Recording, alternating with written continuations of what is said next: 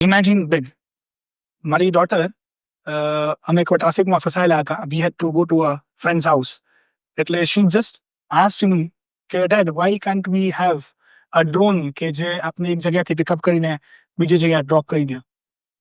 તો one of my friend in USA is currently working on that project. જે એક નાનું ચાઇલ્ડ વિચારે છે, જે ઇમેજિન કરે છે, that is being built somewhere else. એટલે તમે વિચારો મોટું. Sell with enthusiasm. તમે બાળકોને જો ઉઠે અને સૂવે ત્યાં સુધી વચ્ચે ફૂલ એન્થુઝિયાઝમ. કોઈ દિવસ બાળકો લથાર્જિક આપણને જોવા મળતા નથી. અને સેમ વસ્તુ આપણે આપણા બિઝનેસમાં બી અપ્લાય કરવાની છે. We have to be enthusiastic.